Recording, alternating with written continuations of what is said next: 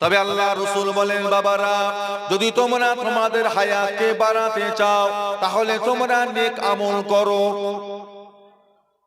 ও ভাইজানেরা, আল্লাহ রাসূল বলেন, বাবার আল্লাহ পাক বান্দার আমলের কারণে বান্দার হায়াত আল্লাহ পাক বাড়িয়ে দেন। বান্দার দুয়ার কারণে আল্লাহ পাক বান্দার তাকদীরকে আল্লাহ পাক পরিবর্তন করে দেন। জোরে বলুন, জোরে বলুন না। তাকদীর কিসে পরিবর্তন? দুয়া।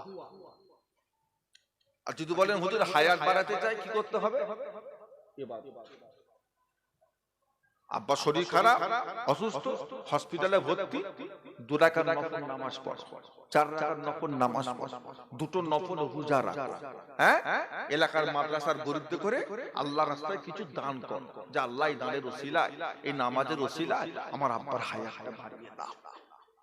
আল্লাহ রাসূল বলেছে আমলের কারণে আল্লাহ হায়াত বাড়িয়ে দেয়, আর দোয়ার কারণে আল্লাহ তাকদীরকে কি করে? পরিবর্তন করে দেয়। খারাপটাকে আল্লাহ ভালো দিয়ে পরিবর্তন করে দেয়। বেশি লাভালাভি করবেন। 4 লাখ টাকা রাখার মতো আপনার ক্ষমতা আছে, আল্লাহ যদি আপনাকে 20 লাখ দেয়, মাথা কাজ করবে? যেটা দিয়েছে খুশি, ভালোই তো আছে। আবার আল্লাহর নবী হযরত মুসা আলাইহিস সালাম একদিন রাস্তা দিয়ে হেঁটে হেঁটে যান। আল্লাহর নবী হযরত মুসা আলাইহিস সালাম যেতে যেতে দেখতে পেলেন একজন মানুষ কোমর পর্যন্ত একটা জায়গায় গর্ত করে কোমর পর্যন্ত সেই গর্তের মধ্যে ঢুকিয়ে দিয়ে বসে আছে।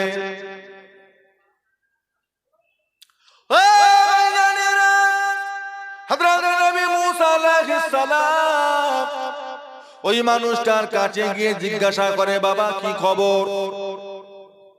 এত রোদে এত গরম তাপে তুমি কেন কোমর পর্যন্ত গর্তের মধ্যে ঢুকিয়ে দিয়ে বসে আছো? এই অবস্থায় তোমার থাকার কারণটা কি, কি ব্যাপার? ওই মানুষটা জবাব দিলেন, ও হযরত নবী মুসা, আমি বড় গরিব মানুষ, আমি বড় অসহায় মানুষ, আমার ঘর বাড়ি কিছুই নাই, আমার বালাখানা ঘর বাড়ি থাকার মতো কিছুই নাই, এমনকি এতটুকু কাপড় আমার নাই যে কাপড়টা দিয়ে আমি আমার লজ্জায় স্থানটা ঢাকা দিয়ে রাখবো, অতটুকু কাপড় আমার নাই। সেই জন্য আমি আমার লজ্জায় স্থানটা ঢাকা দেওয়ার জন্য কোমর পর্যন্ত মাটি করে তার ভিতরে কোমর পর্যন্ত ঢুকিয়ে দিয়ে বসে আছি।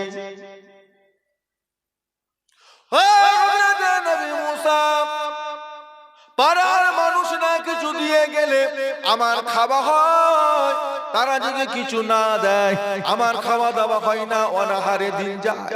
আমি জানি আপনি আল্লাহর নবী হযরত মুসা কালিমুল্লাহ, আপনি আল্লাহর সঙ্গে সরাসরি কথা বলেন, আপনি আল্লাহ পাককে গিয়ে বলুন, আল্লাহ পাক যেন আমায় টাকা পয়সা ধন দৌলত দেয়, আল্লাহ পাক যেন আমায় কিছু মাল সম্পদ দেয়, আমি একটু সুখে শান্তিতে থাকতে চাই, আল্লাহ পাক যেন সেই ব্যবস্থাটুকু আমায় করে দেয়।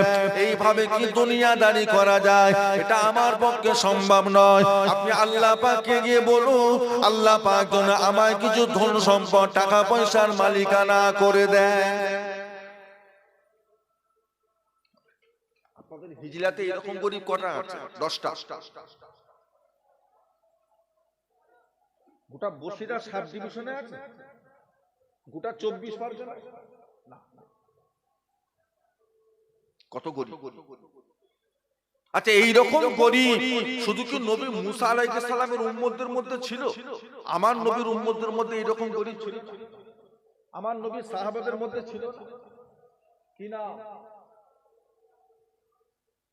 জানেন না ঘটনা? জানেন সাহাবাদের জীবন? ফজরের নামাজ পড়ে দোয়া মোনাজাত না করে একদিন গেল, দুদিন গেল, ও বাবা তো রোজের পালা। আর আল্লাহ রাসূল ফজরের নামাজ পড়ে দোয়া মোনাজাত করে সাহাবাতে করলে বসে ওয়াজ করতেন সূর্য ওঠার আগ পর্যন্ত। সূর্য উঠে যাবার পরে 2 রাকাত নামাজ আছে। নামাজটার নাম কি?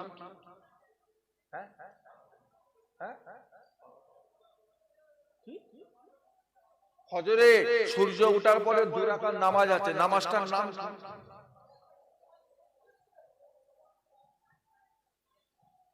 ইশরা।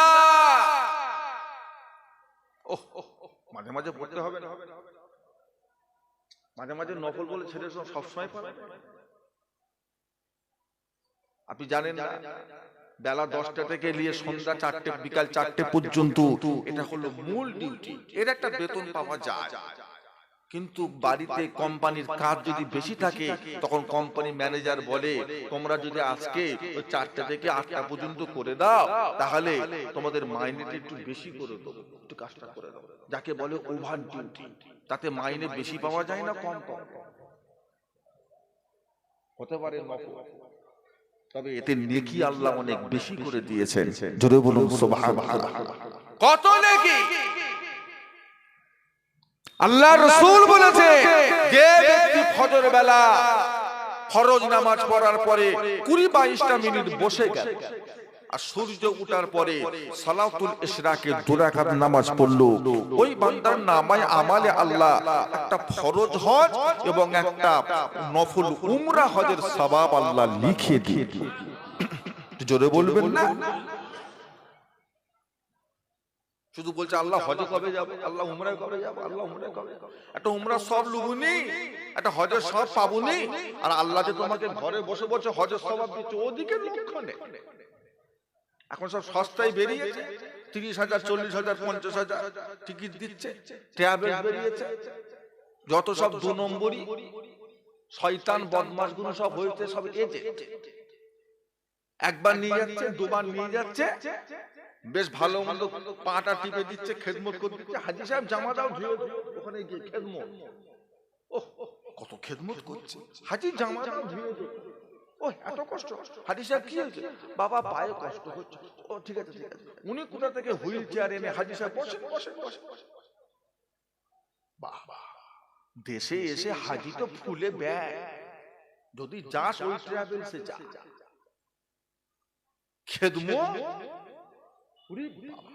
গোটা গোটা মুরগি খেয়ে গেছে, গোটা গোটা পাখি খেয়ে গেছে, এই বড় বড় মাছের কল্লা কত পাটি দিচ্ছে জানিস? খেদমত এই করে করে পোচাকটা পেয়ে গেল, হ্যাঁ ঝপঝপ করে নাম লিখাচ্ছে, 50,000 টাকায় নিয়ে যাবে, 60,000 বেশ হলো, 200 250 300 500 1.5 2 কোটি হলো।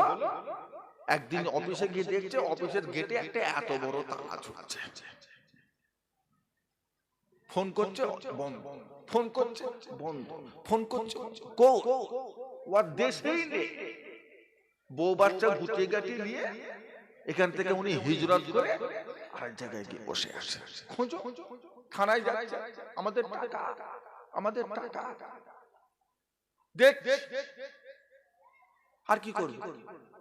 থানার পুলিশ বলছে ঠিক আছে যান দেখ। সে সেখান থেকে ফোন করে 4 লাখ টাকা থানার পুলিশকে দিল। দেখ আবার বিকালে গেল, কি হলো স্যার খবর পেলেন? দেখ সপ্তাহখানেক পর স্যার খবর পেলেন? দেখ এবার কদিন যাবেন জান আপনি?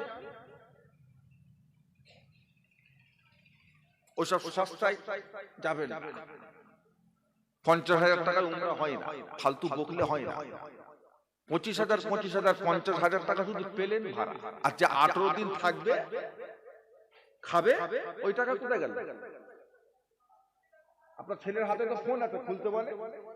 এখান থেকে দুবাই হয়ে জেদ্দা, এখান থেকে বোম্বাই হয়ে জেদ্দা যেতে শুধু প্লেন ভাড়াটা কত আর আপ ডাউন সেই খবরটা নিতে বলে। ও আপনার ছেলেকে বেশি দেখাবে আর ওকে কম দেখাবে, ওসব কথা বাদ দেন। 2,000 3,000 5,000 টাকার কম বেশি হতে পারে, এই বেশি না। খুব বুঝে শুনে যাবে, কষ্টের টাকা যদি যেতে চান বুঝে শুনে ভালো লোককে ধরে নিয়ে যাবে, ওই সস্তায় মিটাতে যাবেন না। আল্লাহর কাবায় যাচ্ছেন, যাক 10,000 টাকা বেশি যা, তাতে কি হয়েছে? এত চিন্তা কি? সারা জীবন তো হিসাব করলে এক জায়গা নাই, বিনা হিসাবেই যা, যাক 10,000 বেশি যা, 5,000 বেশি যা, 20,000 বেশি যা, যাবো আল্লাহর কাবায় যাবো, অত চিন্তা করার দরকার নেই। আমার ভাইজানেরা, বাবাজিরা, আমার দোস্তরা, বন্ধুরা, সাহাবা ফজরের নামাজ পড়ে চলে যায়। আল্লাহ রাসূল একদিন ডাকলেন, কি বাবা তালহা, তুমি ফজরের নামাজ পড়ে দোয়া করো না, পালাও কেন? মুনাজাত করো না? এ তালহা, দোয়া করো না? আমি রাসূলুল্লাহ তোমার কিছু হক মেরেছি? আমি রাসূলুল্লাহ সাল্লাল্লাহু আলাইহি ওয়াসাল্লাম তোমার সাথে কিছু খারাপ ব্যবহার করেছি? আমার ব্যবহারে তুমি কষ্ট পেয়েছো? দোয়া না করে পারো? দোয়া একটা মজবুত জিনিস। উম্মতদের কাছে দোয়া এটা আল্লাহর তরফ থেকে কাজ। যে কাজটা কোনো কিছুর দ্বারা হয় না, সেই কাজটা আল্লাহ বান্দার দোয়ার ওসিলায় আল্লাহ করিয়ে দেন। জোরে বলবেন না? একটু মহব্বতে বলবেন না? দোয়া বেশি এসব এদিক ওদিক বক্তার শুনতে যাবেন। বাংলাদেশের বক্তা, পাকিস্তানের বক্তা, আফগানিস্তানের বক্তা, সৌদির বক্তা, অত শোনার দরকার। এখন আমাদের কিছু কিছু ছেলে হাতে ফোন মন পেয়ে ওটা দেশি বিদেশি বক্তাদের ওয়াজ শুনতে গিয়ে এরা দেখে সালাম পিকচার উঠে পালাচ্ছে। দোয়া করে না। কি রে? বলে দোয়া করা বেদাত। ও কোথা থেকে শুনেছে দোয়া করা বেদাত? ও দেশের আলেম, এত বড় বড় আলেমরা ফতোয়া দিল দোয়া করা সুন্নাত, দোয়া বেশি করে কর, আল্লাহ দেবে, আল্লাহ থেকে চা। আর ও কোথা থেকে শুনেছে দোয়া করা বেদাত? দেশের যত বড় আলেম হোক ওর কথা পাশে ফেলে দিকে যা, ওই বিদেশি হুজুরটা ওই ঠিক ঠিক ও ধারণা। একটা কথাই বলে দেশের ফকির ভিক পায়, দেশের ফকির আর বিদেশি ফকির এসে 200 টাকা দিয়ে পায়, আর দেশেরটাকে 5 টাকা দিতে গিয়ে 3টে কথা।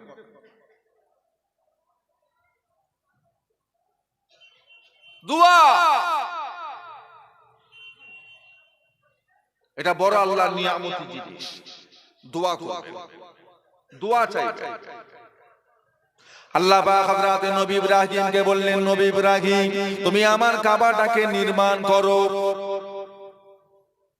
হযরত নবী ইব্রাহিম আলাইহিস সালামকে আল্লাহ পাক যখন দায়িত্ব দিলেন, হযরত নবী ইব্রাহিম আলাইহিস সালাম তিনি তেনার ছেলেটাকে সাথে করে নিয়ে বাবার বেটা দুজনা মিলে কাবা শরীফের কাছে হাত দিলেন। ও ভাইজানেরা, 1 মাস ধরে কাবা শরীফের কাজ করলেন। 1 মাস ধরে কাবা শরীফের কাজটা সুন্দরভাবে তৈরি করলেন। সুন্দর করে কাজটা সমাধান করে হযরত নবী ইব্রাহিম আলাইহিস সালাম ছেলেকে সাথে করে নিয়ে আল্লাহর কাবা দরওয়াজার সামনে গিয়ে দাঁড়িয়ে গেলেন। আল্লাহর কাবা দরওয়াজার সামনে গিয়ে দাঁড়িয়ে বাবার বেটা দুজনা মিলে আল্লাহ পাকের দরবারে দোয়া চাইতে লাগলেন। রব্বানা তাকাব্বাল মিন্না ইন্নাকা আনতাস সামিউল আলিম ওয়া তুব আলাইনা ইন্নাকা আনতাত তাওয়াবুর রহিম। ও রব্বুল আলামিন, আল্লাহ পাক যেভাবে করার দরকার ছিল কাজটা আমরা সেইভাবে করতে পারি নাই। আমাদের কাজের উপরে আপনি রাজি খুশি হয়ে যান, আমাদের কাজের উপরে আপনি সন্তুষ্ট হয়ে যান। এইভাবে হযরত নবী ইব্রাহিম আলাইহিস সালাম আল্লাহ পাকের দরবারে দোয়া করেছিলেন। জোরে বলুন, জোরে বলুন। দোয়া চাইবেন না? আল্লাহ নামাজ পড়তে বলেছে, আলহামদুলিল্লাহ। ওই নামাজটা যাতে আল্লাহ কবুল করে তার জন্য দোয়া দরকার আছে না? নাকি আপনি এটা মনে মনে ভাবছেন যে আমি নামাজ পড়েছি মানে আল্লাহকে কবুল করতেই হবে, এমন ব্যাপার? কুরবানি দিয়েছে 1 লক্ষ টাকার গরুকে, পাড়া সবচেয়ে দামি গরু আপনার, ভালো কথা দিয়েছে, আল্লাহর রাস্তায় দিয়েছে। তা বলে আপনার 1 লক্ষ টাকা দামি গরু মানে ওই গরু কুরবানি যাতে আল্লাহ কবুল হয় এ দোয়া চাওয়ার দরকার নেই নাকি চাইতে হবে? 1 মাস রোজা রেখেছে, ভালো কথা। তারাবির নামাজ পড়েছে, ভালো কথা। কোরআন পড়েছে, ভালো কথা। 1 মাস তাহাজ্জুদের নামাজ পড়েছে, ভালো কথা। তা বলে দোয়ার দরকার নেই? আল্লাহ আমার তারাবি, আমার রোজা, আমার তাহাজ্জুদকে আল্লাহ তুমি কবুল করে নাও। হ্যাঁ, এই দোয়াটা দরকার নেই? দোয়া করা বিদআত, দোয়া করা চলবে না। তুমি পশ্চিম বাংলার ছেলে হয়ে এত বড় কথা,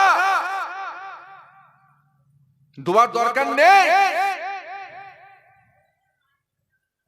তুমি তো দুনিয়াতেই আসছিলে না। তোমার বাপ বিয়ে করেছে, 6 বছর হয়ে গেছে, ছেলেই হচ্ছে। কত ডাক্তার, কত হাকিম, কত ওষুধ, কত পানি। তোমার মাকে কত কথা শুনতে হয়েছে পাড়ার বইয়েদের কাছে, তার শাশুড়ির কাছে।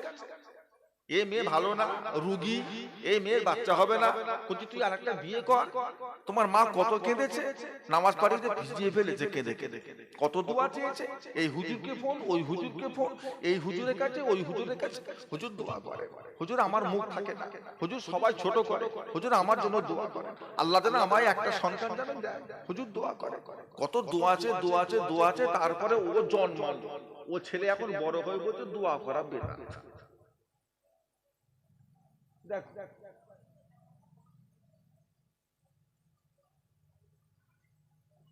তুমি ঘরে ঘরে ঘুরতে একদিন ওই কোণে টিকটিকির গু পড়েছিল, তুমি বাচ্চা, 1.5 বছরের বাচ্চা, হামাগুড়ি দিয়ে ওই টিকটিকির গু খেয়ে ফেলে সে ছেলের বমি, ছেলের চোখ উল্টে যাচ্ছে, মুখ থেকে লাল কাটছে, এই হচ্ছে সেই হচ্ছে। এলাকার হসপিটালে নিয়ে গেল, হবে না, তাড়াতাড়ি নিয়ে পালা, কলকাতায় পিজিতে নিয়ে যাও, আরজি করে নিয়ে যাও, মেডিকেলে নিয়ে যাও। তোমার মা এই ঠান্ডার সময় কষ্ট করে তোমাকে বুকে জড়িয়ে অ্যাম্বুলেন্সে করে বসে কলকাতায় গিয়ে মাথার কাছে বসে বসে কত দোয়া, ডাক্তার ট্রিটমেন্ট করে, কেউ অক্সিজেন দেয়, কে স্যালাইন দেয়, কে ইনজেকশন দেয়, কত কি করে। তোমার মা তোমার মাথা কাছে বসে বসে কেঁদে কেঁদে পাগল হয়ে গেছে। কত দোয়া আছে, কত রুনাজানি করেছে, কত কেঁদেছে, কত হুজুরকে ফোন করেছে। তোমার বাপ যখন কাল সকালে ঘরে এসেছিল, তাকে বলেছিল কালকে শুক্রবার, ঘরে গিয়ে ইমাম সাহেবকে বলবে মুসল্লিতে করে নিয়ে আমার বাচ্চার জন্য একটু দোয়া করে। আমার বাচ্চা বড় শুনলাম অমুক তারিখে নাকি আমাদের গ্রামে জলসা আছে, ফুলপুরা শরীফের অমুক ভাই সাহেব আসবে, বসিরহাট আল্লামা হুজুরের আওলাদ আসবে, কি অমুক হাক্কানি আলেমটা আসবে, ওনাকে আমার বাচ্চার লেগে দোয়া করতে বলবে, আল্লাহ আমার বাচ্চার জন্য হায়াত দেয়, আমার বাচ্চা সুস্থ হয়ে গেলে আমি একজন মা মুসল্লিতে করে খাওয়াবো। কত দোয়া আছে, দোয়া আছে।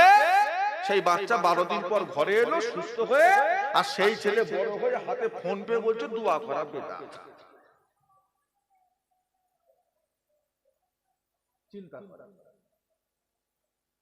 পারলে তোমার বাপ যদি কালকে অসুস্থ হয়ে পড়ে, মেডিকেলে ভর্তি হয়, তোমার কি একটা বড় মন চাইবে না যে গ্রামের মসজিদের ইমামটাকে বলি, চাচা কি ইমাম সাহেব ভাই, আমার আব্বা কাল রাতে হঠাৎ অসুস্থ হয়ে পড়েছে, দমের কষ্ট হচ্ছিল, হসপিটালে স্যালাইন চলছে, অক্সিজেন চলছে, আমার আব্বার লেগে দোয়া চাইবে।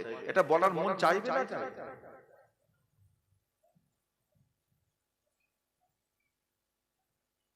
কানা যখন চোখ পায় না, ও লাঠিটাকে আগে ছুঁড়ে ফেলে।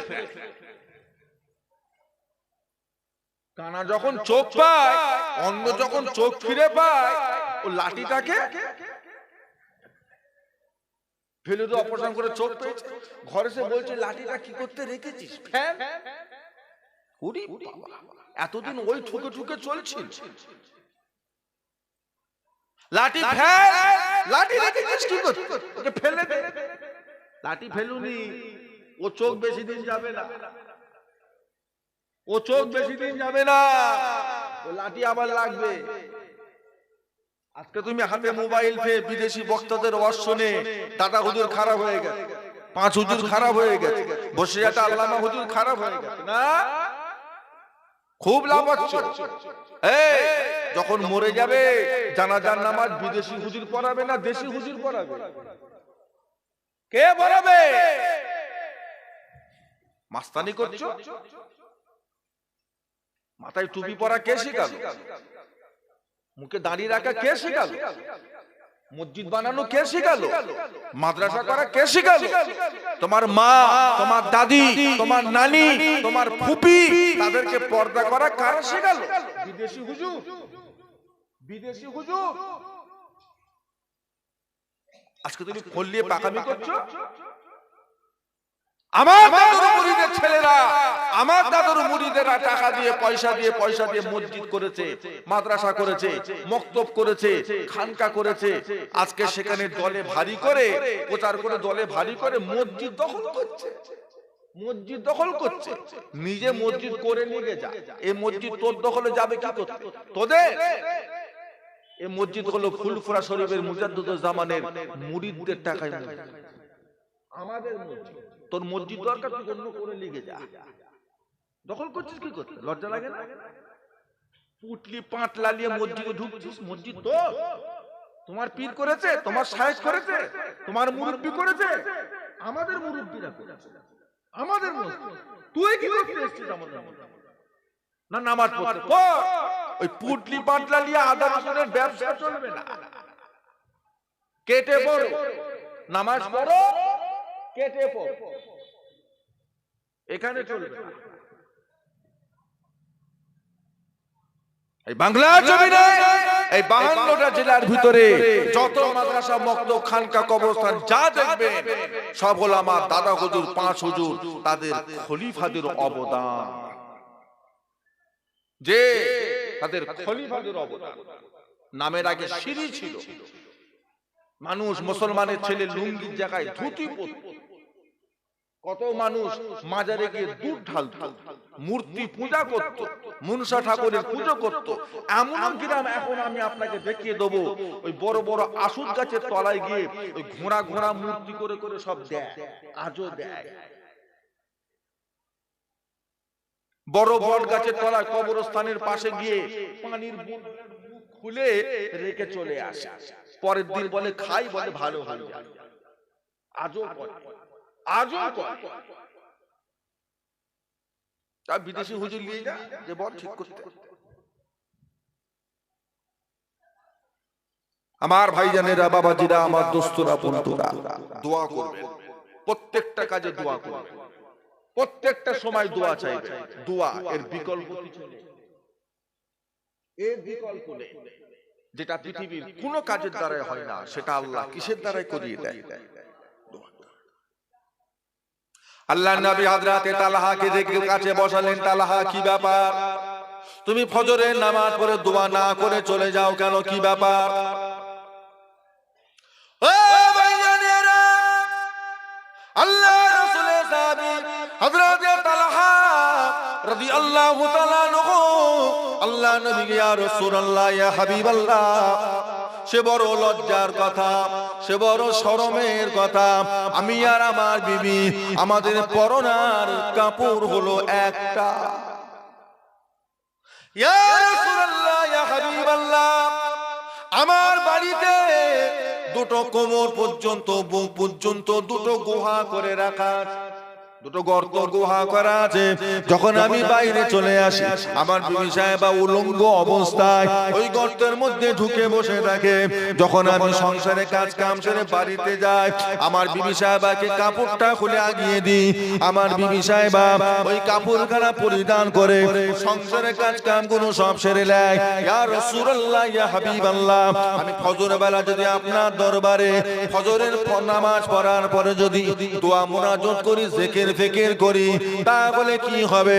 আমার বিবি সাহেবা আল্লাহর ফজরের ফরজ নামাজটা তার কাজা হয়ে যাবে। সেই জন্য হুজুর দেরি করি না, নামাজের পরে সালাম ফিরিয়ে বাড়ি চলে যায়। আমি বাড়িতে গিয়ে গর্তের মধ্যে নেমে যাই। গর্তের মধ্যে নেমে গিয়ে আমার এই কাপড়টা খুলে আমার বিবির দিকে আগিয়ে দিই। আমার বিবি সাহেবা ওই কাপড়খানা পরিধান করে আল্লাহর ফজরের ফরজ নামাজটা আসে আদায় করে নেয়। জোরে বলুন, জোরে বলুন।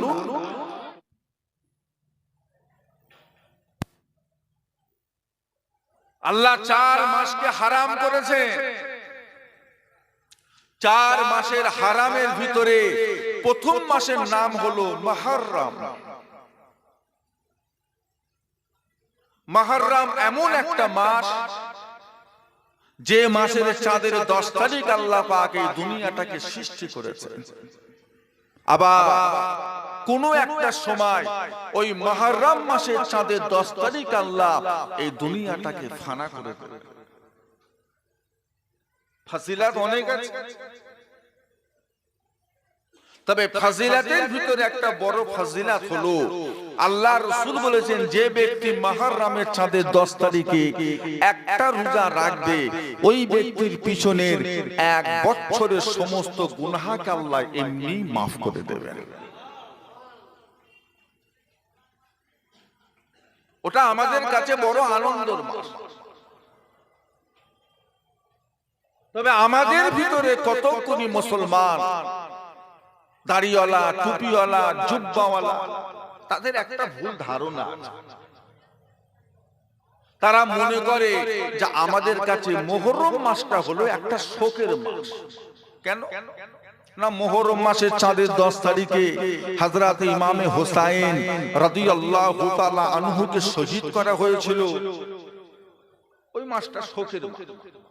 অনেকে মুহররম মাসে ছেলে মেয়েদের বিয়ে শাদী দিতে চায় না, বলে ইমাম হুসাইন ওই মাসে শহীদ হলো আর আমার ছেলেরা ওই মাসে বিয়ে দেবো। এই যে ধারণাটা, এই যে চিন্তা ভাবনাটা, এটা সমস্ত পথভ্রষ্ট, গুমরাহি, গুনাহের কাজ। মুসলমানদের কাছে শোক বলে কিছু নেই। বাপ মারা গেছে, দাদু মারা গেছে, নানা মারা গেছে, ছেলে মারা গেছে, মেয়ে মারা গেছে, বিবি মারা গেছে, স্বামী মারা গেছে, আল্লাহ পাক আপনাকে 3 দিন শোক করাটাকে আল্লাহ জায়েজ করেছে। ঠিক মতো খাওয়া দাওয়া করলেন না, পরিষ্কার পরিচ্ছন্ন নতুন জামা কাপড় পরলেন না, আতর খুশবু সুরমা ব্যবহার করলেন না, দাড়ি গোঁফ শেভ করলেন না, বাইরে বার হলেন না। ঠিক আছে, একটা কষ্ট পেয়েছেন, একটা রক্তের সম্পর্ক, আত্মার সম্পর্ক, কষ্ট পেয়েছে।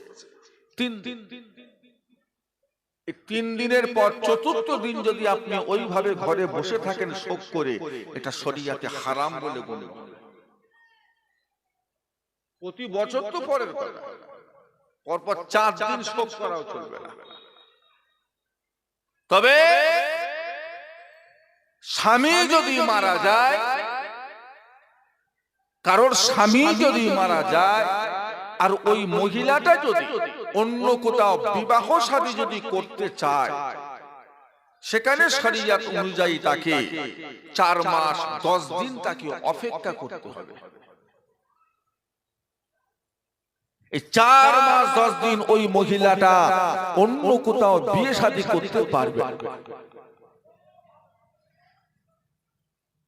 এটা আল্লাহর হুকুম, এটা শোক নয়, এটা একটা সময় সীমা আল্লাহ বেঁধে দিয়েছে। বিয়ে করুন 4 মাস 10 দিন পর। জামাইটা মারা গেছে, আপনি 1.5 মাস পর মেয়েটাকে বিয়ে দিয়ে দিলেন, না, এটা চলবে না।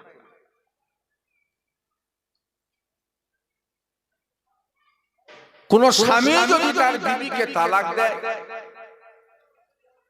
আর ওই বিবিটা যদি অন্য কোথাও বিয়ে শাদী যদি করতে চায়, শরীয়তের মাসলা অনুযায়ী তাকে 3 মাস 10 দিন তাকে অপেক্ষা করতে হবে। 3 মাস 10 দিনের ভিতরে মহিলাটা অন্য কোথাও বিয়ে শাদী করতে পারবে না। তো এক জায়গায় বিয়ে পড়ানো আছে, তালাক দেয়নি, আর একজন তুলে নিয়ে চলে গিয়ে বিয়ে করে বসে আছে, এ তো হবেই। সম্পূর্ণ হারাম। জেনা জেনা জেনা, যত বাচ্চা কাচ্চা হবে প্রত্যেকটা হারামজাদা হারামজাদা হারামজাদা। জায়গায় একটা মহিলা যখন বিয়ে শাদী পড়ানো আছে, বিয়ে হয়ে আছে, প্রথম পক্ষ তালাকই দিল না, তাকে ছাড়লই না, আর একজন তাকে মধ্যখান থেকে নিয়ে চলে গিয়ে 100টা হুজুর মিলেও যদি বিয়ে পড়ায়, ওই বিয়েটা হবে না।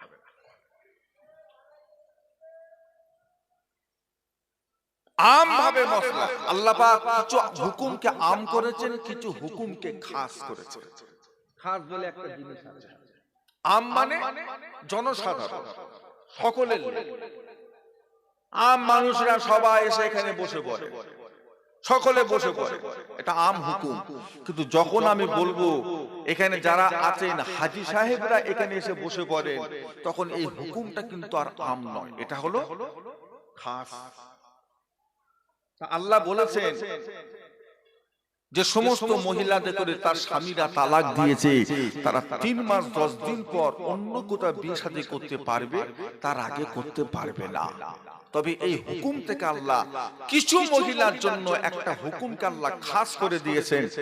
3 মাস 10 দিন অপেক্ষা করার পরে যদি দেখা যায় কোন মহিলার পেটে বাচ্চা আছে, তখন ওই মহিলাটা 3 মাস 10 দিন পর পেটে বাচ্চা নিয়ে বিয়ে শাদী করতে পারবে না। ও বিয়ে করতে গেলে বাচ্চা প্রসব হওয়ার পরে, খালাস হওয়ার পরে, তারপরে ওই মহিলাটা অন্য কোথাও বিয়ে শাদী করতে পারবে। কথা বুঝতে পেরেছেন? পেটে বাচ্চা নিয়ে বিয়ে করতে, এই হুকুমটা হলো আম নয়, এটা হলো খাস, শুধু তাদের জন্য। এখন বাচ্চা কানা হবে না খোঁড়া হবে না বুবা হবে না লুলা হবে না ছেলে হবে না মেয়ে হবে, বাচ্চা হবার পরে এই স্বামী ওর দায়িত্ব নেবে কি না নেবে, কি হবে না হবে, একটা অশান্তি। ছেড়ে দাও, বিয়ে করুন, বাচ্চা হোক, যে করবে পরে জেনে শুনে করবে। যে আগের একটা পক্ষে বাচ্চা আছে, তার একটা ঠ্যাং ভাঙা, তার একটা চোখ কানা, আপনি জোর জবরদস্তি করে পেটে বাচ্চা নিয়ে মেয়েটাকে বিয়ে দিয়ে দিলেন, এখন কি হবে না হবে। শরীয়তের হুকুম অনুযায়ী আপনাকে চলতে হবে। আপনি একটা জিনিস জানবেন, আপনার বিবিকে ধরছে না মানে এই হুকুমটা ঠিক নয়, আপনি এরকম বলতে পারেন না। আপনার মেয়ে যে ছেলেটাকে সাথে করে নিয়ে গেছে, ওটা ওর নিজের ছেলে নয়। আপনার মেয়ে ওর ঘর করার পরে দুটো বাচ্চা কাচ্চা হবে, ওই বাপটা যখন মারা যাবে ওর নিজের ছেলেরা যে জমির অংশটা পাবে, এই ছেলে সেটা পাবে না। অনেক রকম ব্যাপার আছে। তাহলে হারাম মাস, পবিত্র মুহররম, তারপরে আমাদের কাছে যে হারাম মাসটা আসে সেটা হলো রজব। রজব এমন একটা মাস, যে মাসটা পাওয়ার পরে আল্লাহ রাসূল দোয়া চাইতেন, আল্লাহুম্মা বারিক লানা ফি রজব ওয়া শাবান ওয়া বাল্লিগনা রমাদান। আল্লাহ পাক রজব মাসে বরকত দেন, শাবান মাসে বরকত দেন, আর আমি রাসূলুল্লাহ সাল্লাল্লাহু আলাইহি ওয়াসাল্লামের হায়াতটাকে টেনে লম্বা করে রমজান পর্যন্ত আপনি পৌঁছে দেন। একটু মহব্বতে বলবেন না? কি সুন্দর দোয়া। আল্লাহ রাসূল দোয়া চাইতেন যে আল্লাহ আমার হায়াত, রজবের চাঁদ দেখবো, শাবান মাসের চাঁদ দেখবো, অথচ রমজানের আগে মারা যাব, একটা দুঃখ, একটা আফসোস, ওটা আমরা বুঝতে পারবো না। আল্লাহ ওয়ালা যারা, নেক বান্দা যারা, আপনার পাড়ার যদি একটা নেক বান্দা যদি রোজার 1 সপ্তাহ আগে যদি মারা যায়, পাড়ার নামাজিরা মুসল্লিরা তারা মন খারাপ করবে। ওহ, আল্লাহ যদি আর কিছুদিন হায়াত দিত, রোজার মাসটা যদি একটু ইবাদত করে যেত, আরো কিছু নেকি পেত, মরে গেছে আর কি। আল্লাহ রাসূল বলেছেন ইজা মাতাল ইনসানু ইনকাতা আনহু আমালুহু, মানুষ মারা যাবে আর মরণের সাথে সাথে প্রত্যেকটা মানুষের তাদের আমলের দরজাগুলো বন্ধ। নামাজ, রোজা, হজ, যাকাত, দান, খায়রাত, জিকির, ফিকির, কোরআন তেলাওয়াত, মুরাকাবা, মুশাহিদা, ধ্যান, গবেষণা, আর কি। এবার কবরে যাবার পরে কত রমজান পাবে, কত শাবান পাবে, কত শবে বারাত পাবে, কত মুহররম পাবে, লাভ আছে। একটা হাফেজ সাহেব যদি মারা যায়, সেই হাফেজ সাহেবটা কবরে গিয়ে প্রত্যেক দিন যদি 10 পারা করে যদি কোরআন শরীফ পড়ে, লাভ আছে। শেখাটা একটা জাকিরিন যদি মারা যায়, একটা আল্লাহ জাকিরিন বান্দা মারা গিয়ে সে কবরে গিয়ে সুবহানাল্লাহ, আলহামদুলিল্লাহ, আল্লাহু আকবার, লা ইলাহা ইল্লাল্লাহ, লা হাওলা ওয়ালা কুওয়াতা ইল্লা বিল্লাহ সারা দিন পড়ুক, লাভ আছে। খতম। একটা আমার নবীর মহব্বতের উম্মত মারা গিয়ে প্রত্যেকদিন কবরে গিয়ে যদি 10,000 বার করে যদি দরুদ শরীফ পড়ে, তাতে আর একটা নেকিও বন্ধ। আফসোস, আল্লাহ আমার হায়াত দাও, আম্মাজান হযরত আয়েশা সিদ্দিকা রাদিয়াল্লাহু তাআলা আনহা বলতেন, আমি আমার নবীকে রমজানের পরে যেই মাসটাতে সবচাইতে বেশি রোজা রাখতে দেখতাম সেটা হলো পবিত্র শাবান। এই মাস আমার নবী অনেক রোজা রাখতেন। আম্মাজান জিজ্ঞাসা করলেন, হুজুর এই মাসে আপনি এত রোজা রাখেন কেন? আল্লাহ রাসূল বলেছিলেন, এটা এমন একটা মাস যে মাসে এক বছরের বান্দার ইবাদতের হিসেব আমার আল্লাহ পাকের দরবারে জমা দেওয়া হয়। একটু মহব্বতে বললেন না, আল্লাহ পাকের দরবারে জমা দেওয়া হয়। তাই আমি এই মাসটাতে বেশি রোজা রাখি। আমি রাসূলুল্লাহ চাই আমার আমলটা যখন আল্লাহর কাছে জমা দেওয়া হবে আমি নবী যেন তখন যেন রোজা অবস্থায় যেন থাকি। তাই আমি এই মাসটায় সবচেয়ে বেশি রোজা রাখি। আমাদেরকেও রাখতে হবে নফল কিছু রোজা, তৈরি হতে হবে। জিহাদের ময়দানে নেমে তো আর যুদ্ধ প্র্যাকটিস করলে হবে না, প্র্যাকটিস আগে আপনাকে করে নিতে হবে। জিহাদের ময়দানে নামতে গেলে তৈরি হয়ে নামতে হবে, নাকি নেবে তৈরি হবে? তৈরি হতে হতে মার্কে মরে যাবে, তৈরি হয়ে নামতে হবে। এই মাসে যদি আমরা সপ্তাহখানেক, এক সপ্তাহ, 5টা 10টা যদি রোজা যদি রাখতে পারি তাহলে সামনে রোজা রাখার মোটামুটি একটা হিসেব কি হবে না হবে, কতটা কষ্ট কতটা আরাম, কেমন পারবো না পারবো একটা হিসেব পাওয়া যাবে।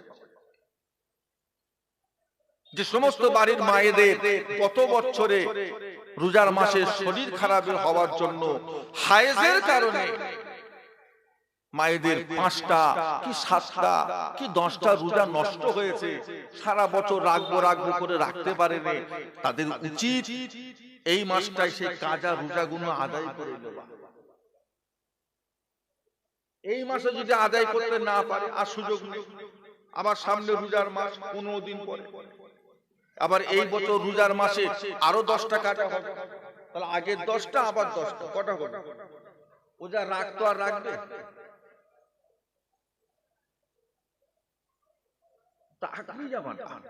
আল্লাহ রাসূল বলেছে বছরগুলো পার হবে মাসের মতো,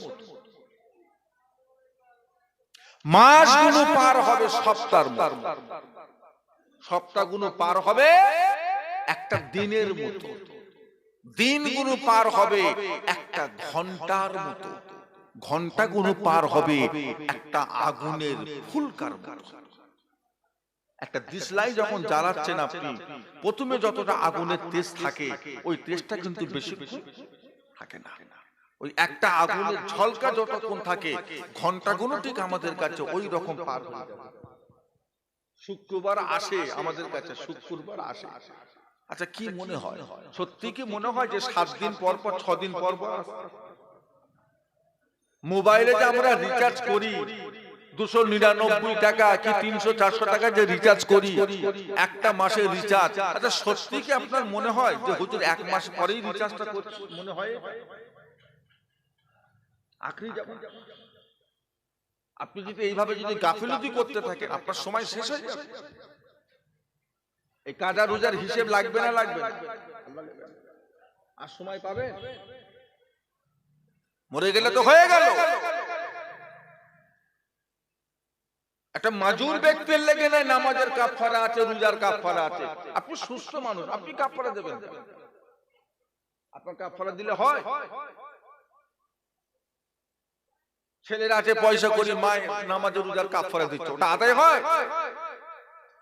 3 বছর যদি বিছানায় পড়ে থাকতেন, প্যারালাইসিস রোগী 2 সপ্তাহ অজ্ঞান হয়ে পড়ে আছে, আলাদা কথা, আপনার তো দিলে হবে না। সারা জীবন চড়েছেন, বেরিয়েছেন, ঘুরেছেন, হই হই করেছেন, মরার পরে ছেলেদের কান্না দেখে যাও, আমার আব্বা 7 বছর 10 বছর 15 বছর নামাজ পড়ে নেই, আমি ক টাকা যাকাত দিতে হবে, হুজুর নামাজের কাফারা করা। তোমার আব্বার নামাজের কাফারা, তোমার আব্বা কি অসুস্থ হয়ে পড়েছিল? না, তা না। তাহলে না, আমার আব্বা ইচ্ছা করে পড়ে। এখন কেউ যদি ইচ্ছা করে নামাজ যদি কাজা করে তার নামাজের কি কাফারা দেবে না? ও তো মাজুরের জন্য, অসুস্থতার জন্য, আপনার জন্য তো নয়। আমার ভাইজানেরা, বাবাজিরা, দোস্তরা, বন্ধুরা, তৈরি হন। যে যার আখিরাতের কথা স্মরণ করে, কবরের কথা স্মরণ করে, আল্লাহর কাছে কিয়ামতে দাঁড়াবো কিভাবে সেটা স্মরণ করে যে যার নিজেরা নিজেদেরকে তৈরি করে। আজকাল পরশু তরশু হুজুর হচ্ছি হব কোন সময় পাই হুজুর না, এখন আমার শরীরে যা ক্ষমতা আছে আমি এখন 20 বছর বাঁচবো, 20 বছর বাঁচবো। ও বাবাজি, শরীরে ক্ষমতা আছে মানেই যে আপনার হায়াত আছে, এই কথা আপনাকে কে বলেছে? কত মানুষ বিছানায় পড়ে পড়ে 5 বছর কাটিয়ে দিল, আর কত সুস্থ সবল মানুষ বডি বিল্ডার করেছে আর মরেছে। তওবা করার সময় পাইনি, ডাক্তারখানায় যাবে সেই সময়টুকু। আপনি সুস্থ আছেন মানে আপনার এখন বহুত হায়াত আছে, এই কথা আপনাকে কে বলেছে? তৈরি হন। আল্লাহ বড় আশা করে বানিয়েছেন, আল্লাহ আপনাকে আমাকে বড় আশা করে সৃষ্টি করেছেন, আল্লাহ পাক আপনাকে আমাকে বড় খুশি করে সৃষ্টি করেছে। ফেরেশতারা মানা করে, মাটি আসতে চায় না, এরা মানা করে, ওরা মানা করে। আল্লাহ বলে থামো, আমি আল্লাহ যা জানি তোমরা তা আমাকে তৈরি করতে দাও। হাত দিয়েছে, পা দিয়েছে, চোখ দিয়েছে, কান দিয়েছে, নাক দিয়েছে, মুখ দিয়েছে। আপনি দেখাতে পারবেন আপনার শরীরের একটা অঙ্গ যে হুজুর এটা আল্লাহ খামোখা দিয়েছে, না দিলেও চলতো, এমন কোন জিনিস আমাদের শরীরে আছে না? যে কটা আল্লাহ জিনিস দিয়েছে প্রত্যেকটাই দরকারি। আজকে যদি আপনার একটা জিনিস যদি নষ্ট হয়ে যায়, একটা পা যদি নষ্ট হয়ে যায়, একটা হাত যদি নষ্ট হয়ে যায়, একটা চোখ যদি অন্ধ হয়ে যায়, আজকের পর থেকে সামনে জিন্দেগিটা আপনার চলাফেরা করাটা সহজ থাকবে না কঠিন হয়ে যাবে? কঠিন হয়ে যাবে।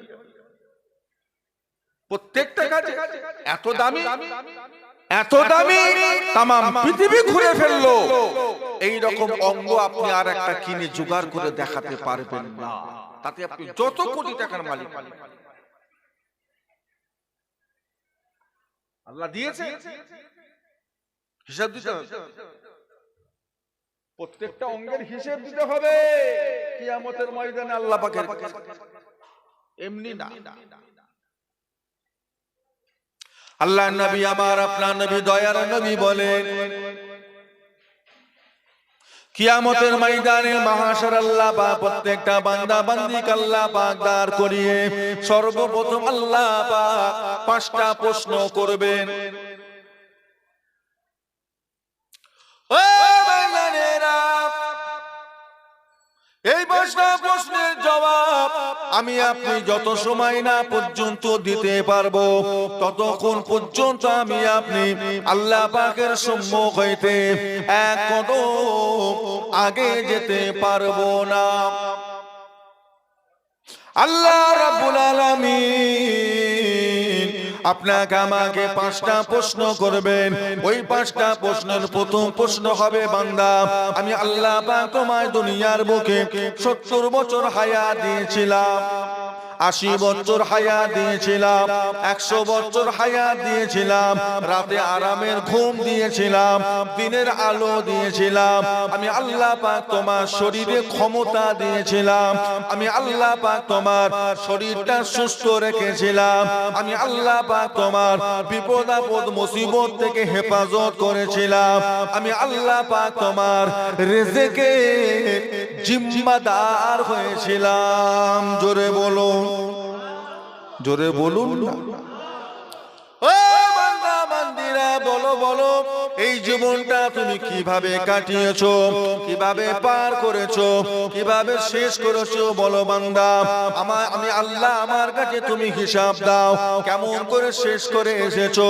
এই হিসাবটা আমি আপনি যত সময় আল্লাহ পাককে দিতে না পারবো, আমি আপনি আল্লাহ পাকের সম্মুখ হইতে এক কদম আগে যেতে পারবো না। 5টা প্রশ্নের প্রথম প্রশ্ন, ছেলেকে 500 টাকা দিয়ে বাজারে পাঠিয়েছে, বাজার করে ঘরে এসেছে, হিসাব লোক এত টাকা কি করি?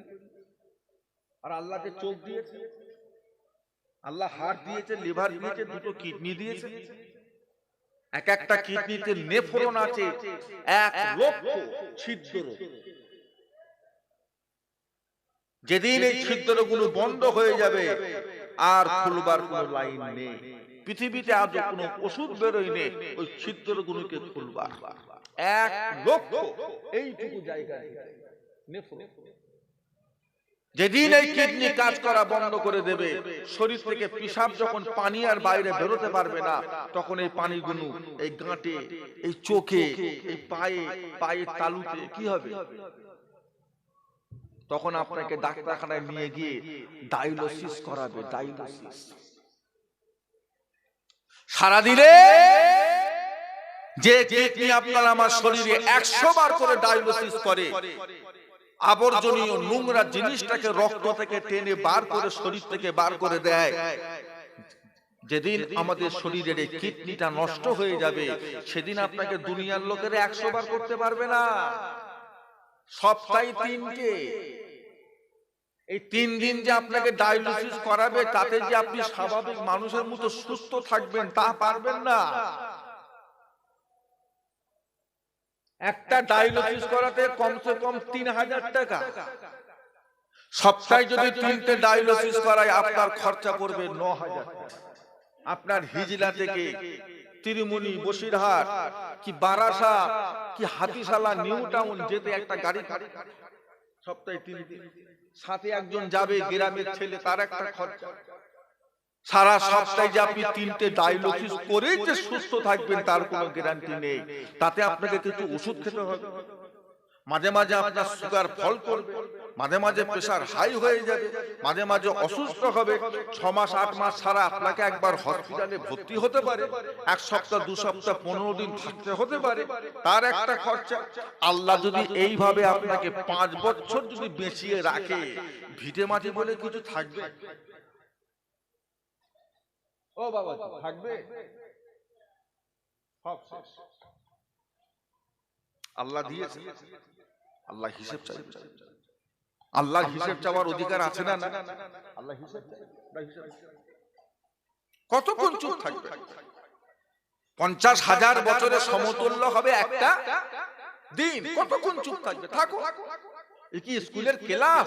40 মিনিট পর ঘন্টা পড়ে গেল, স্যার বেরিয়ে চলে গেল, চেয়ারে কান ধরে দাঁড়িয়েছিল, নেবে নিচে বসে বসে। 50,000 বছর দাঁড়াও, দাঁড়াও, কতক্ষণ দাঁড়াও? দাও হিসেব। আপনি মনে করতে পারেন আপনার রেজেক দোকান থেকে আসে, তাই আজকে মাগরিবের নামাজ ছেড়ে দিয়ে আপনি দোকান খুলে বসে আছেন। আপনি মনে করতে পারেন আপনার রেজেক জমি জায়গা চাষ করেন তাই আসে, তাই আপনি জোহরের আজান শুনে নামাজে আসেন না, জমি নিয়ে পড়ে আছেন। আপনি মনে করতে পারেন আপনার রেজেক অফিস থেকে আসে, তাই আপনি জুম্মার নামাজটা ছেড়ে দিয়ে অফিস খুলে বসে আছেন। যে আপনি রাজমিস্ত্রির কাজ করেন, আপনি জমিতে কাজ করেন, রোজা রাখেন, কেন? বলে হুজুর খুব ভারী কাজ, রোজা রেখে কাজ করা যাবে না, তো কাজ ছেড়ে দাও, রোজা রাখো। তো হুজুর রোজা রাখলে ছেলে পুলে খাবে, বলছে ছেলে পুলে খাবে। 11 মাস তো খেটেছে, একটা মাস নাই খাবে, কি হবে? 11 মাস তো খেটেছে, আল্লাহ খাটিয়েছে, তো একটা মাস ফাঁকা রাখা যায় না?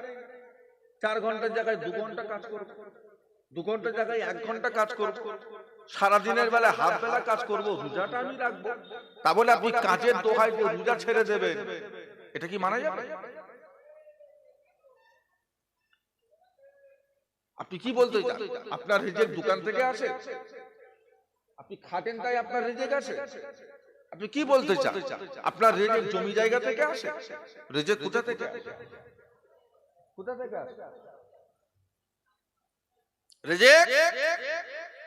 আল্লাহ পাক কুরআন পাকের মধ্যে বললেন, ওমা মিন দাআবাতিন ফিল আরদি ইল্লা আলাল্লাহি রিজকুহা। ও ভাইজানেরা, রব্বুল আলামিন আল্লাহ পাক কুরআন পাকের মধ্যে বললেন, আসমানের নিচে জমিনের উপরে যত মাখলুকাত রয়েছে, প্রত্যেকটা মাখলুকের রিজেকের জিম্মাদার আমি আল্লাহ পাক স্বয়ং নিজে নিয়েছি। জোরে বলো, একটু মহব্বতে বলুন না। কে রিজিকের মালিক? আপনি? আপনার দলের নেতা, প্রধান সাহেব? আল্লাহ। আপনি বলছেন কাজ না করলে খাবো কি? কাজ না করলে খাবো কি? রোজা ছেড়ে কাজ দেখাচ্ছেন আপনি, নামাজ ছেড়ে কাজ দেখাচ্ছেন। আবার বললে বলে হুজুর আপনাদের মতো সুখে আছি। না না, আপনার বোঝা ভুল হচ্ছে। আপনার বোঝা ভুল হচ্ছে। আল্লাহ আপনাকে যতটুকু দায়িত্ব দিয়েছে আল্লাহ দায়িত্ব আদায় করবেন না? ও বাবাজিরা, আপনি খাটেন তাই খান, আপনি খাটেন তাই খান। আপনি এটাই বলতে চাইছেন আপনার গ্রামে কত গাছপালা, এই গাছপালার মাথায় পাখির বাসা আসে না? তারা কি খাটে? আপনি তো 15 দিনের খাবার কিনে ঘরে রেখে দিয়েছেন, কি হয় না হয়?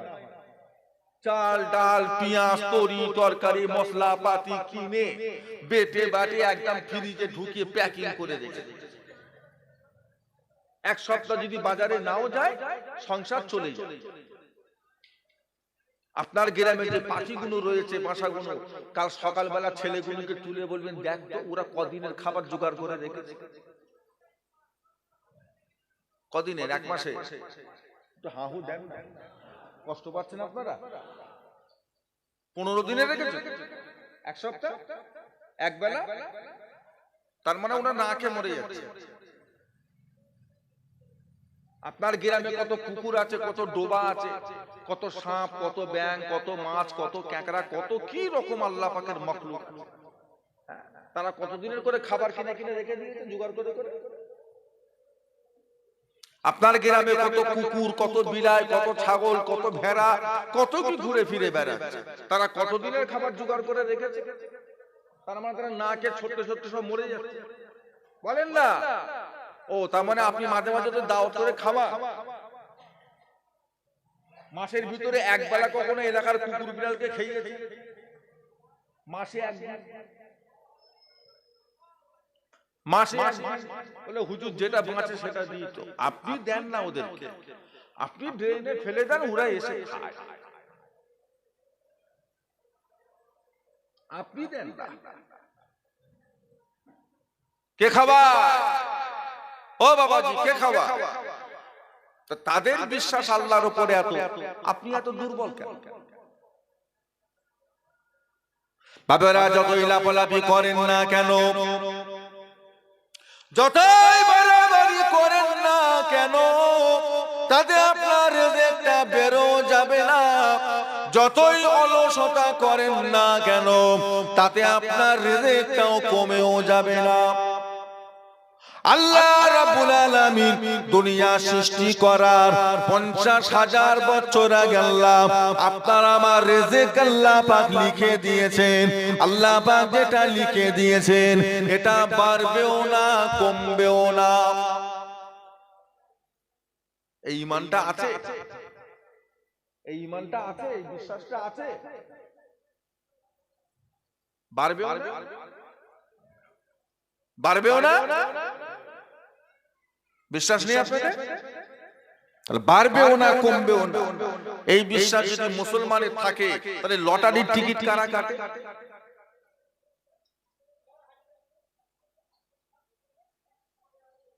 লটারির টিকিট কারা কাটে? আপনাদের কি তাল পুকুর নাকি? লটারির দোকান আছে?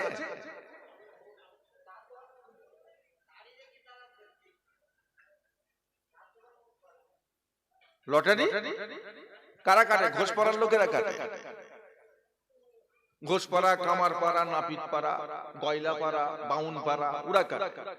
আমাদের মোল্লাপাড়ার লোকেরা কাটে। কি বলছে?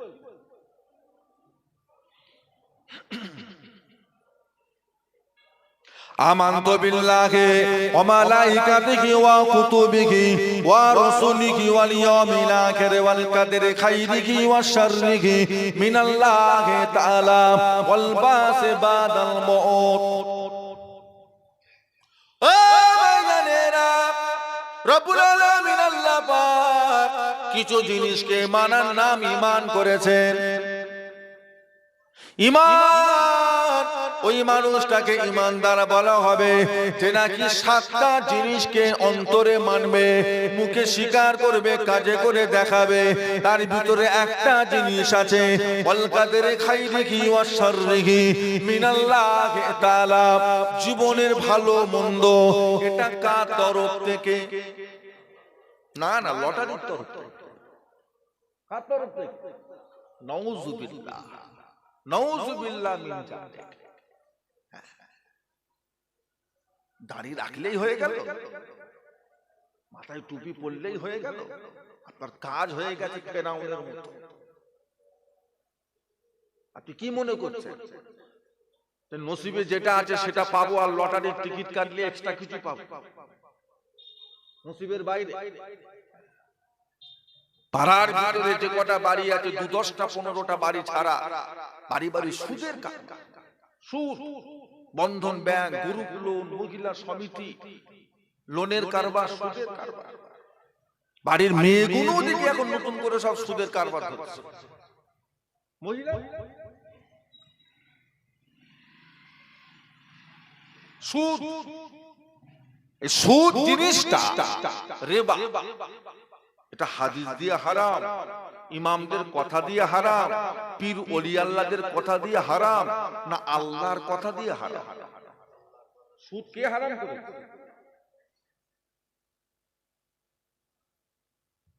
সুদ,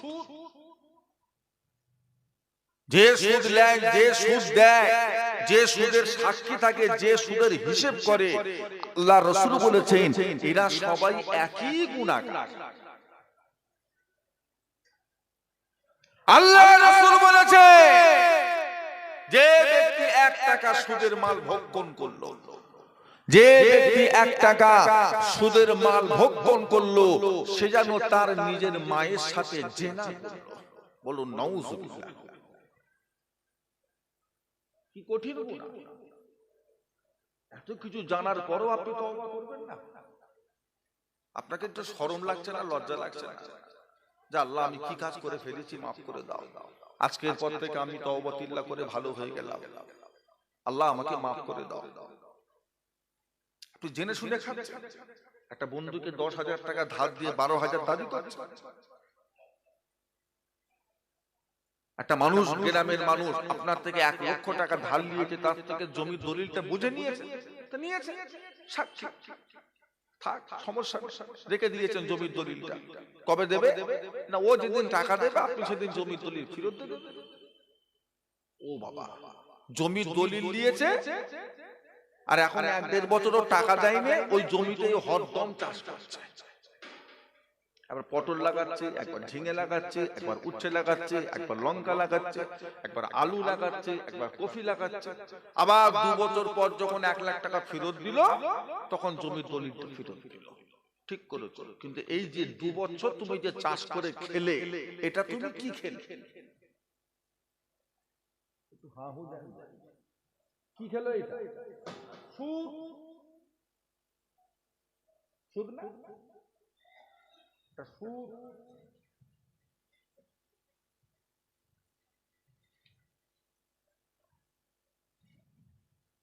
আমাদের ছেলেগুলো এরাও দেখি এখন সব ফোন কিনছে, সব সুদে, কিস্তি কিস্তি।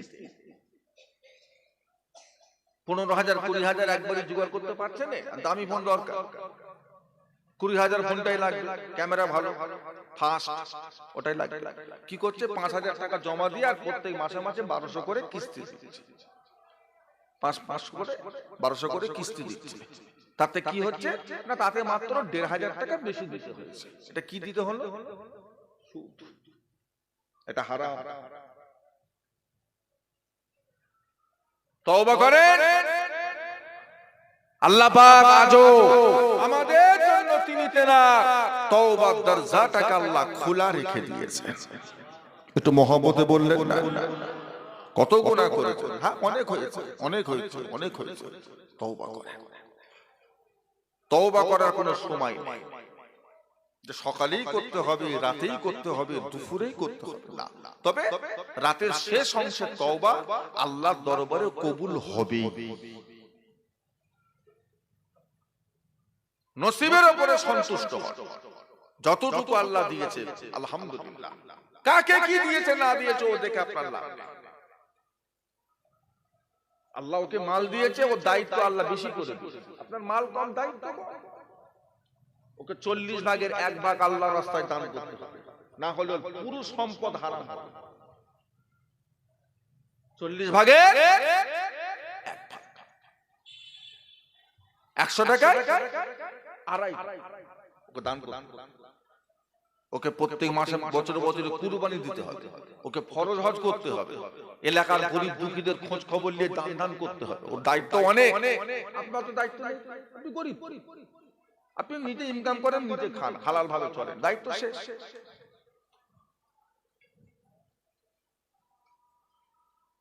বেশি পাবেন না, মধ্যখানে হারাম খাওয়াটাই হবে, অথচ মাল আপনি বেশি পাবেন। ওটা নসিবে আল্লাহ যেটা দিয়েছে অতটুকুই আপনি পাবেন। আপনার হায়াত, আপনার মাল, এগুলো নির্দিষ্ট করা। তো মহব্বতে তাকবীর, নারে তাকবীর, জোরে সোরে দেন না, নারে তাকবীর। হিজবুল্লাহ, হিজবুল্লাহ, আহলে সুন্নাত ওয়াল জামাআহ, আহলে সুন্নাত ওয়াল জামাআহ, হিজলা গ্রামের বাৎসরিক মহান ইসালে সওয়াব, হিজলা গ্রামের বাৎসরিক মহান ইসালে সওয়াব। নারে তাকবীর, নারে তাকবীর। এবার দরুদ শরীফ আল্লাহুম্মা।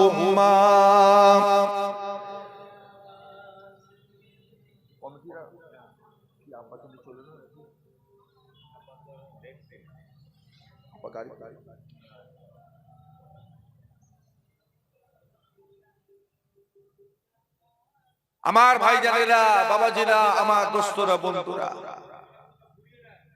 যারা আশেপাশে আসে, এই ক্যামেরা ঘুরান, এই ক্যামেরা কোন কাদের, সব কোথায় গেল? এই আমাদের ইউটিউবার গুলো সব কোথায় গেল? ভাইরা কো টুটে দাঁড়ান, তাকবীর, নারে তাকবীর, জোরে সোরে দেন না, নারে তাকবীর। হিজবুল্লাহ, হিজবুল্লাহ, আহলে সুন্নাত ওয়াল জামাআহ, আহলে সুন্নাত ওয়াল জামাআহ, সিলসিলায়ে মুজাদ্দিদুজ জামান, মুজাদ্দিদুজ জামানের হক সিলসিলা, মুজাদ্দিদুজ জামানের হক সিলসিলা। নারে তাকবীর, নারে তাকবীর। যে সমস্ত ভাইরা বাবা